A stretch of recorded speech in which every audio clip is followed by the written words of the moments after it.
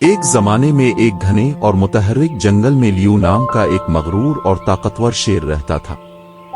لیو دور دور تک جنگل کے بادشاہ کے طور پر جانا جاتا تھا اور اس نے اختیار اور طاقت کے ساتھ حکومت کی۔ اس کی طاقتور گرج درختوں میں گونجتی ہوئی سنی جا سکتی تھی، جس سے تمام جانوروں کے دلوں میں خوف پھیل جاتا تھا۔ جنگل کے دوسری طرف روزی نام کا ایک چھوٹا اور عاجز خرگوش رہتا تھا۔ روزی اپنی حکمت اور مہربانی کے لیے مشہور تھی۔ اس کے چھوٹے سائز اور نرم فطرت کے باوجود وہ جنگل کے تمام جانوروں کی طرف سے پیار اور احترام کیا گیا تھا۔ گرمی کے ایک گرم دن جنگل میں شدید خشک سالی آ گئی۔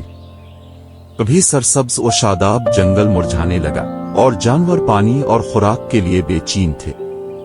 صورتحال سنگین ہو گئی اور وہ جانتے تھے کہ بہت دیر ہونے سے پہلے انہیں کوئی حل تلاش کرنا تھا۔ لیو شیر نے اس مسئلے پر بات کرنے کے لیے تمام جانوروں کی میٹنگ بلائی۔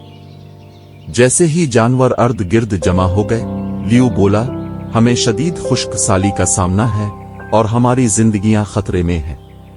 میرے پاس ایک خیال ہے، ہمیں دور دراز نخلستان تک جانے کا راستہ تلاش کرنا چاہیے جہاں وافر مقدار میں پانی ہے۔ جانوروں نے غور سے سنا، لیکن وہ نخلستان کے خطرناک سفر سے پریشان تھے۔ راستہ غدار رکاوٹوں سے بھرا ہوا تھا اور اسے خطرناک جانا جاتا تھا۔ روزی، عقل مند خرگوش، آگے بڑھا اور کہا، میرے پاس کوئی حل ہو سکتا ہے۔ میں چھوٹی ہوں اور جلدی چل سکتی ہوں۔ میں نخلستان کا سفر کر سکتی ہوں اور ہم سب کے لیے پانی واپس لا سکتی ہوں۔ دوسرے جانور روزی کی بہادری پر حیران رہ گئے۔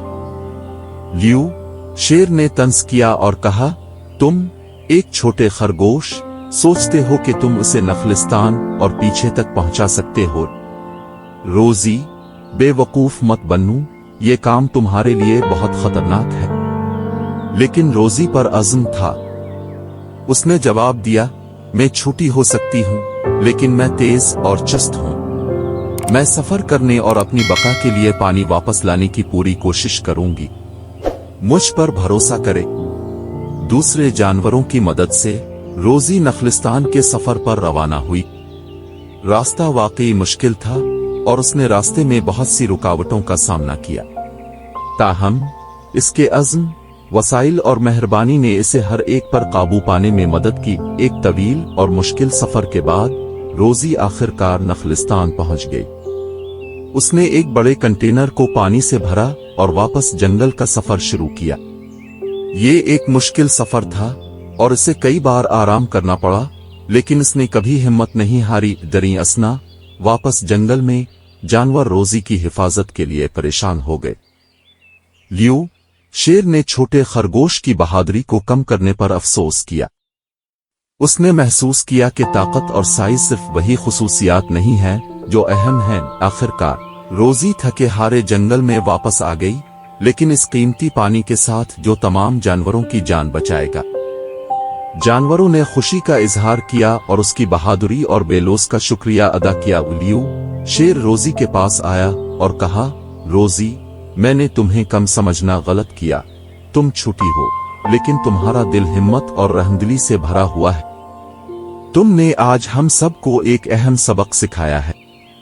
اس دن سے آگے لیو شیر اور روزی خرگوش نے حکمت، طاقت اور شفقت کے ساتھ جنگل کی قیادت کرنے کے لیے مل کر کام کیا۔ انہوں نے ثابت کیا کہ یہ صرف طاقت ہی نہیں جس نے ایک عظیم رہنما بنایا، بلکہ ہر فرد کی منفرد خصوصیات کو پہچاننے اور ان کی قدر کرنے کی صلاحیت بھی ہے۔ اور اس طرح جنگل کے دل میں شیر اور خرگوش نے مل کر حکومت کی، جانوروں کو سکھایا کہ حقیقی طاقت اتحاد اور افہام و تفہیم سے آتی ہے، اور وہ سب ہمیشہ کے بعد خوشی سے رہتے ہیں۔